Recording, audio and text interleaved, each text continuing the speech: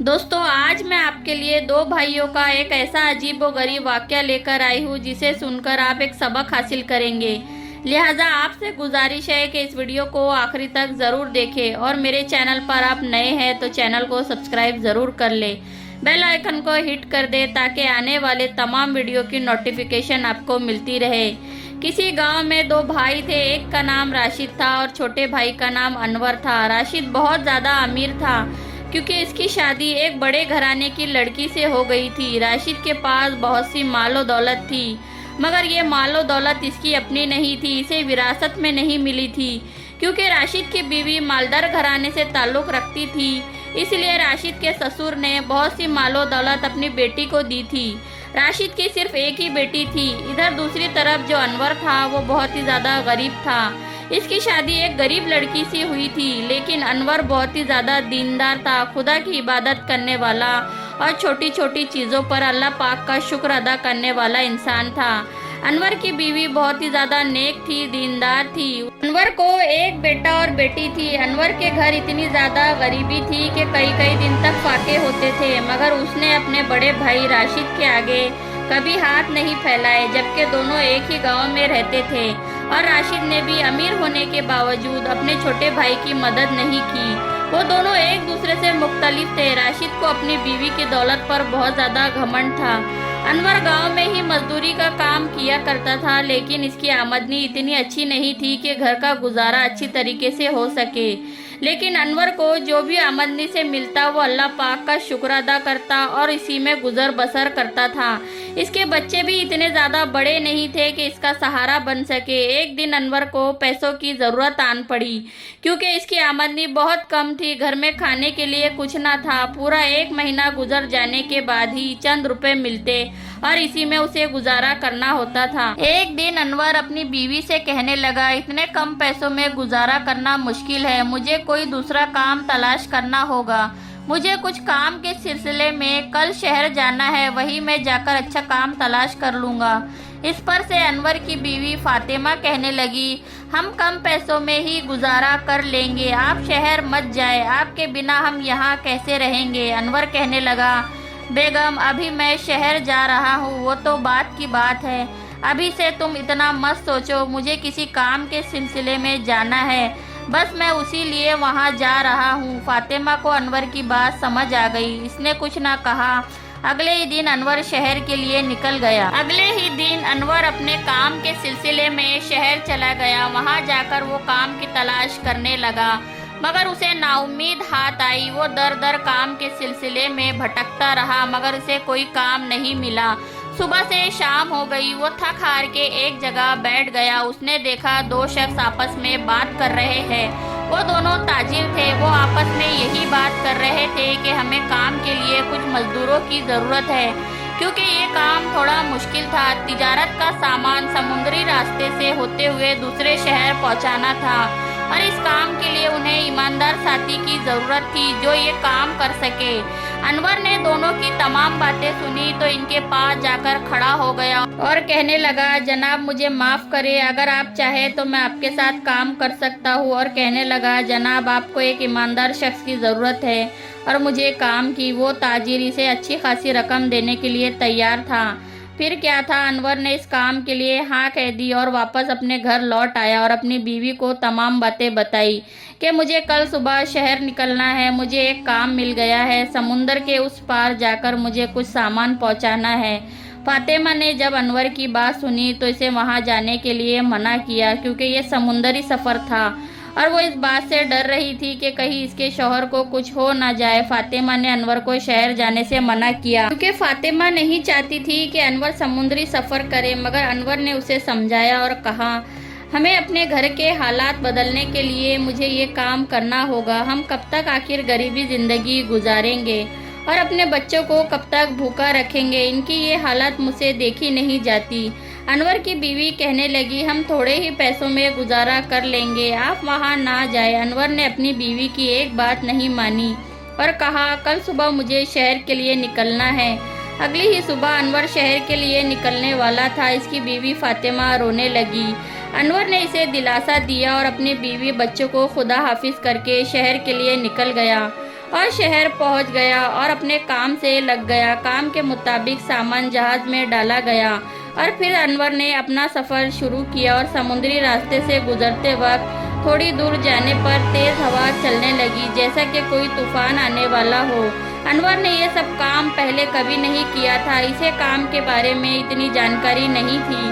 دیکھتے ہی دیکھتے ہوا اور تیز ہو گئی اور پانی کا بہاؤ تیز ہونے لگا اور جہاز سمندری طوفان میں پھنس گیا۔ طوفان اتنا شدید تھا کہ جہاز اسے نکل ہی نہیں پا رہا تھا۔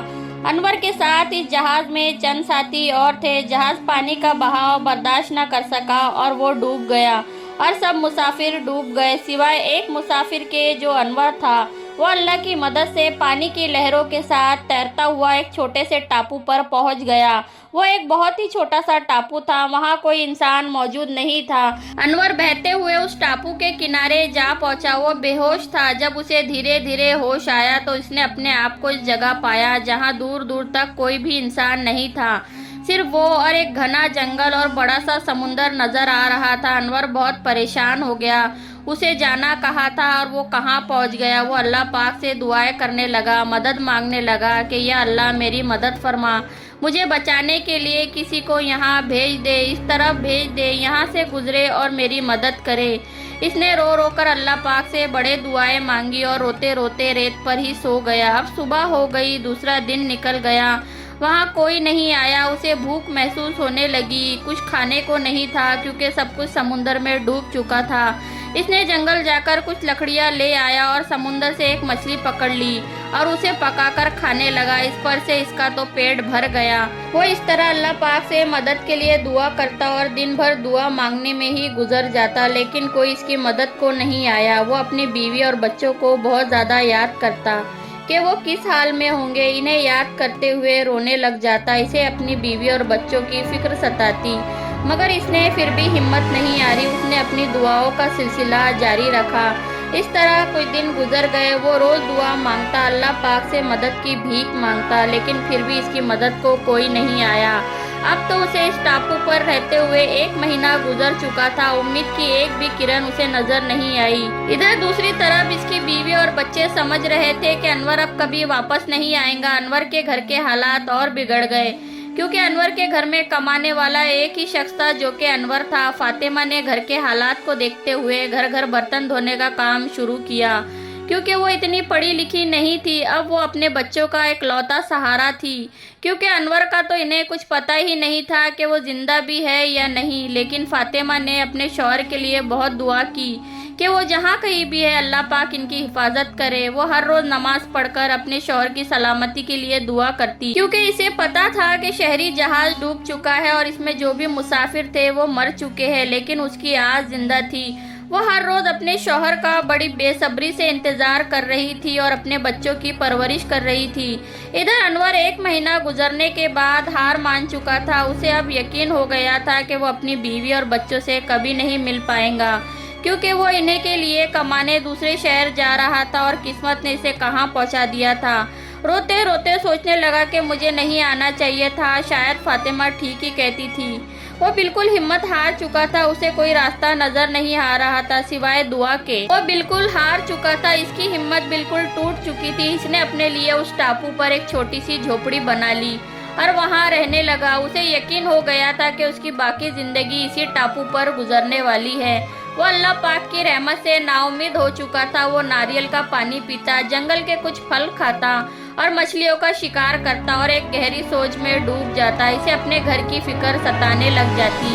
ایک دن اس نے مچھلی پکانے کے لیے آگ جلائی، اس کی لکڑیاں ختم ہو گئی۔ وہ لکڑیاں اکٹھے کرنے کے لیے جنگل کی طرف گیا، لیکن جب واپس آیا تو اس کی جھوپڑی میں آگ لگ چکی تھی۔ اسی جلائی ہوئی آگ میں سے کچھ چنگاری اس کی جھوپڑی پر جا گری اور آگ لگ گئی۔ وہ بہت اداس ہو گیا اور افسوس کرنے لگا اور کہنے لگا میری قسمت ہی خراب ہے، جو یہ جھوپڑی ایک میرا سہارا تھی وہ بھی جل کر راکھ ہو گئی۔ اور روتے ہوئے کہنے لگا اے خدا اب میں کیا کروں، میں تجھ سے مدد مانگ مانگ کر تھک چکا ہوں، یا اللہ میری مدد فرما، مجھے اس حال سے نکال دے۔ وہ پورا دن روتا رہا۔ اس نے اللہ سے بہت دعائیں کی، مگر وہ کہتے ہیں نا جو آپ کے نصیب میں ہے وہ آپ کو صحیح وقت پر ہی ملتا ہے، اس کا وقت پہلے سے ہی مقرر ہے۔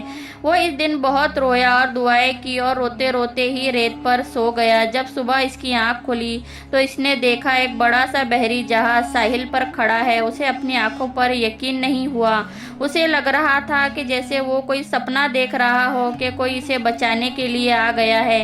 वो इस जहाज में सवार हो गया और जहाज वहां से रवाना हुआ। अनवर ने बड़ी हैरत के साथ जहाज के कप्तान से पूछा कि आपको कैसे पता चला कि इस सुनसान से टापू में मैं फंसा हुआ हूँ और आप मेरी मदद के लिए यहाँ आ गए हो। कप्तान ने मुस्कुराते हुए कहा कि हम यहाँ से गुजर रहे थे तो कल आपने ही तो फायर सिग्नल भेजा था। अनवर कहने लगा, मैंने तो किसी भी तरह का फायर सिग्नल नहीं भेजा। अनवर बहुत ज़्यादा परेशान हो गया। उसे समझ नहीं आ रहा था कि कप्तान किस फायर सिग्नल के बारे में बात कर रहा है। फिर उसे अपनी झोपड़ी की याद आई जो कल रात जलकर खाक हो चुकी थी। वो समझ गया था कि कप्तान ने जलती हुई झोपड़ी की आग को फायर सिग्नल समझा होगा। अनवर को इस बात का एहसास हुआ, झोपड़ी में आग लगना दरअसल ऊपर वाले का करिश्मा था मेरी मदद करने के लिए, ताकि मैं इस टापू से बाहर निकल सकूं।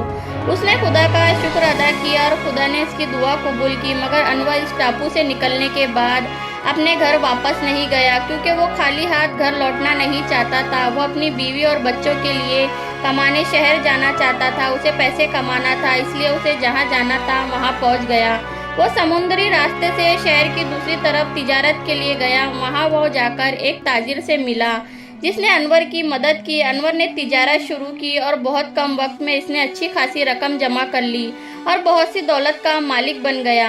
अगर अनवर खाली हाथ ही घर लौट जाता तो इसके घर के हालात कभी नहीं बदलते। वो कुछ बनना चाहता था और इसकी ख्वाहिश पूरी हुई। इसने एक दूसरे शहर में बड़ा सा घर बना लिया और इसी तरह के कई बड़े जहाज का मालिक बन गया। एक दिन इसने अपने घर जाने का इरादा किया और वो अपने खुद के जहाज में बैठकर अपने घर की तरफ रवाना हुआ और अपने घर पहुंच गया। इसने अपनी बीवी को आवाज लगाई, फातिमा कहाँ हो? बीवी घर के अंदर थी। इसने जैसे ही अपने शौहर की आवाज सुनी दौड़ती हुई बाहर आई और अपने शौहर को देखा तो बहुत ज्यादा रोने लगी। उसे अपनी आंखों पर यकीन न हुआ कि उसका शौहर अभी तक जिंदा है और सही सलामत अपने घर वापस लौट कर आ गया है। वो अपने शौहर को बड़ी हैरत से देख रही थी। इसका हुलिया एकदम बदल चुका था, जैसे कि किसी रियासत का राजा हो। इसका शौहर बहुत बड़ा आदमी बन गया था। उसके पास मालो दौलत की कोई कमी नहीं थी। फातिमा अपने शौहर को लिपट कर बहुत ज्यादा रोने लगी और शिकायत करने लगी कि आप इतने दिन कहाँ थे? आपको हमारा जरा भी ख्याल नहीं आया। अनवर ने तमाम बातें अपनी बीवी को बताई कि वो किस तरह एक सुनसान टापू में फंसा हुआ था और वो इतना बड़ा आदमी कैसे बना, उसने किस तरह से मेहनत की। वो अपने घर में गया और अपने बच्चों को प्यार करने लगा और इन्हें गले से लगा लिया और इन्हें साथ लेकर शहर चला गया और इतने ऐशो आराम में अपनी बीवी और बच्चों को रखने लगा जिन्हें एक वक्त का खाना बहुत मुश्किल से मिलता था और वो सब लोग खुशहाल रहने लगे। इधर दूसरी तरफ अनवर का बड़ा भाई अपने दौलत पर गुरूर किया करता था। इसकी हालत बहुत ज़्यादा खराब हो चुके थे। इसकी दौलत खत्म हो चुकी थी। वो बीमार हो चुका था। जब अनवर का बुरा वक्त था तब राशिद ने इसकी मदद नहीं की और न ही अनवर के जाने के बाद उसकी बीवी और बच्चों का ख्याल किया। मगर अनवर ने इसके साथ ऐसा कुछ नहीं किया। वो अपने बड़े भाई को शहर ले आया और इसका अच्छे हॉस्पिटल में इलाज करवाया। अनवर का भाई राशिद बिल्कुल सेहतमंद हो गया और अनवर से अपनी गलती की माफ़ी मांगी और उसका शुक्र अदा किया। राशिद की बीवी ने भी अनवर से माफ़ी मांगी। अनवर ने अपनी भाई भाभी और इसकी बच्ची को अपने घर रख लिया और सब लोग खुशहाल रहने लगे। दोस्तों, जब भी हम पर बुरा वक्त आता है हम अल्लाह पाक से शिकवे शिकायत करने लग जाते हैं, जबकि हमें खुदा पर यकीन रखना चाहिए कि वो जो भी करता है हमारे अच्छे के लिए करता है। अगर अनवर उस वक्त घर लौट आता तो शायद आज वो उसी गरीबी में ज़िंदगी गुजार रहा होता, मगर अल्लाह पाक ने उसकी तकदीर में कुछ और लिखा था। उसने सब्र किया और दुआएं की। हमेशा ये बात याद रखें कि अल्लाह पाक ने आपके लिए कुछ बेहतर सोच रखा है जो आपको सही वक्त पर ही मिलेगा। इसलिए हार मत मानिए और अच्छे अमाल करते रहे। एक दिन खुदा आपकी मदद ज़रूर करेगा। उम्मीद करती हूँ आज की ये वीडियो आपको ज़रूर पसंद आई होंगी। चैनल पर नए हैं तो चैनल को सब्सक्राइब ज़रूर कर दे, बेल आइकन को हिट कर दे ताकि आने वाली तमाम वीडियो की नोटिफिकेशन आपको मिलती रहे। अपना और अपनों का ख्याल रखें। मैं मिलती हूँ आपको बहुत ही खास स्टोरी के साथ। तब तक के लिए इजाज़त दे। अल्लाह हाफिज़।